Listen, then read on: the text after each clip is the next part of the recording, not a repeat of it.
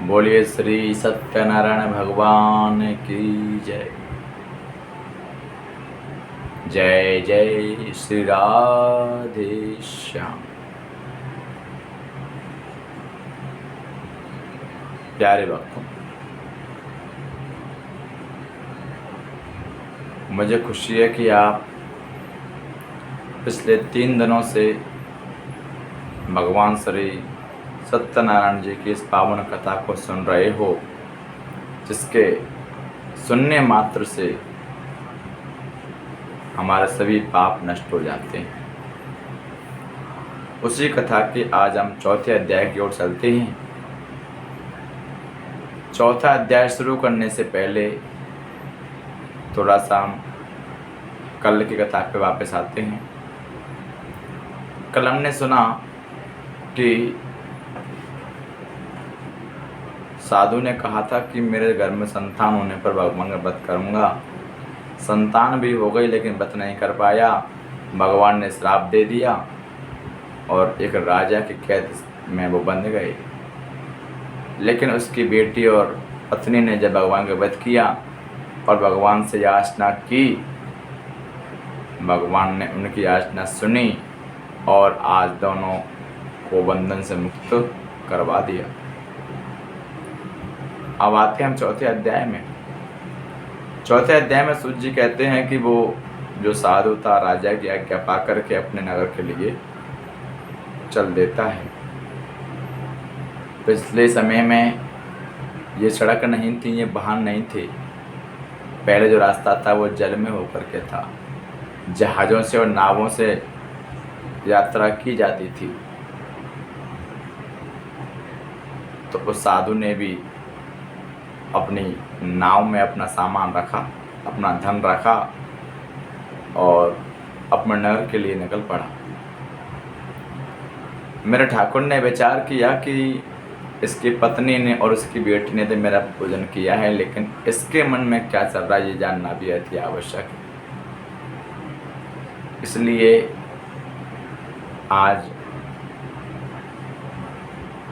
ठाकुर जी महाराज एक सन्यासी महात्मा का रूप बना करके उस साधु के पास आए। बोले, साधु तेरे नाम में क्या है बेटा? साधु बोला, अरे महात्मा जी, अरे धन लेने आए हो क्या? अरे मेरे नाम में तो घास फूस भरा हुआ है, लता पत्ते भरे हुए हैं। ठाकुर जी बोले, अच्छा ठीक है, तुमने जो कहा है वो सत्य हो। इतना कह करके मेरे ठाकुर जी एक वृक्ष के नीचे जाकर के बैठ जाते हैं। और कुछ समय बाद जब साधु ने देखा कि उसके नाव का जो वजन था वो हल्का हो गया और धन ना होकर के उस धन के स्थान पर घास फूस लता पत्ते भरे हुए हैं। घास फूस को देख करके वो साधु बेहोश हो जाता है। कुछ समय बाद जब उसको होश आया, उसके दामाद ने कहा, पिताजी आपको याद होगा आपने अभी कुछ समय पहले एक महात्मा से कहा था कि मेरे नाम में तो घास फूस भरा हुआ है। क्या पता वो कोई साधारण महात्मा ना हो, कोई दिव्य महान शक्ति हो। हमें उसके पास जाना चाहिए, उससे क्षमा याचना करें, क्या पता वो हमारी झोली दोबारा से भर दे।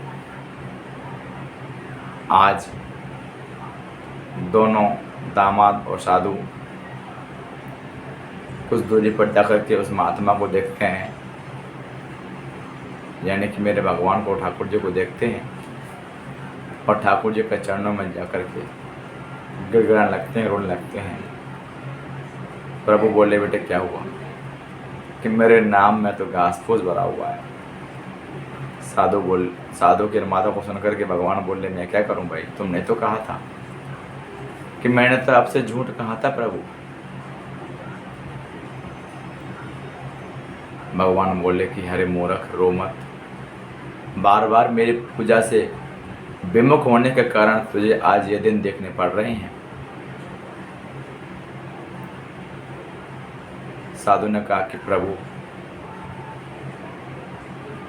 जिस माया से मोहित होकर के ब्रह्मा आदि भी आपको नहीं पहचान पाते, उसी माया ने मुझे मोहित कर लिया था, इसीलिए मैं आपको नहीं जान पाया। लेकिन प्रभु मैं अब आपको जान गया हूँ और अब मैं आपकी शरण में हूँ, क्योंकि कहते हैं कि मेरे ठाकुर जी महाराज शरणागत की रक्षा करने वाले हैं। मैं शरण पड़ा तेरी, पार लगाओ या ना लगाओ वो आपकी मर्जी है। लेकिन मेरे भगवान ने कभी किसी को दुखी नहीं किया।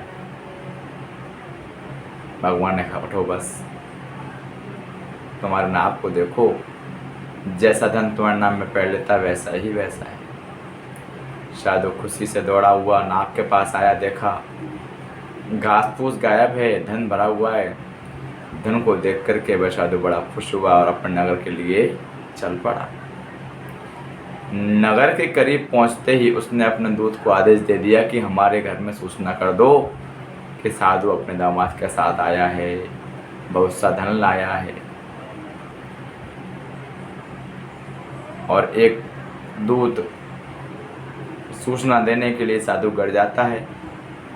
उस समय लीलावती और कलावती भगवान की पूजा कर रही थी और जैसे यह खबर सुनी, लीलावती ने भगवान को कोटि कोटि धन्यवाद दिया, भगवान के चरणों में शीश नवाया, भगवान की विधि विधान से पूजन अर्चन किया, प्रसाद ग्रहण किया। प्रसाद ग्रहण करने के बाद में अपने पति के दर्शनों के लिए चल पड़ी।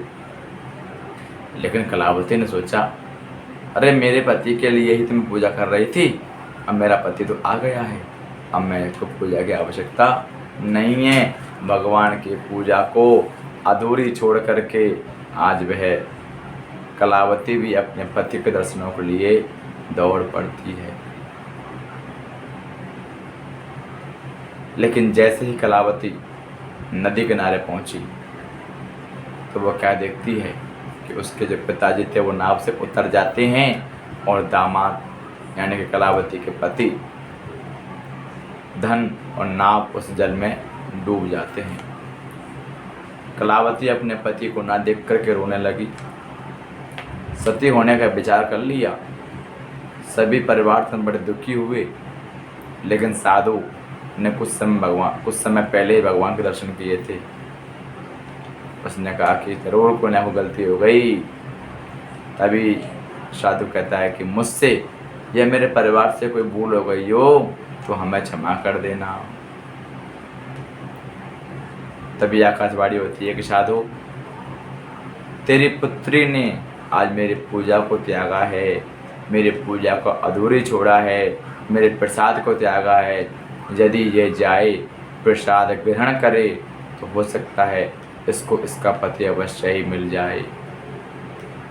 कलावती दौड़ी दौड़ी अपने घर गई, भगवान से क्षमा याचना की और क्षमा याचना करने के बाद में भगवान की पूजा की, प्रसाद लिया और प्रसाद लेने के बाद में जब वो नदी किनारे आई उसने देखा उसका पति, नाव, धन, पिता सब कुछ सकुशल उसके सामने खड़े हुए हैं। आज कलावती भी भगवान की इस लीला को देख करके बड़ी खुश हुई। अपने पिता से कहने लगे, पिताजी अब यहाँ क्यों विलम्ब कर रहे हो, अब हमें घर चलना चाहिए।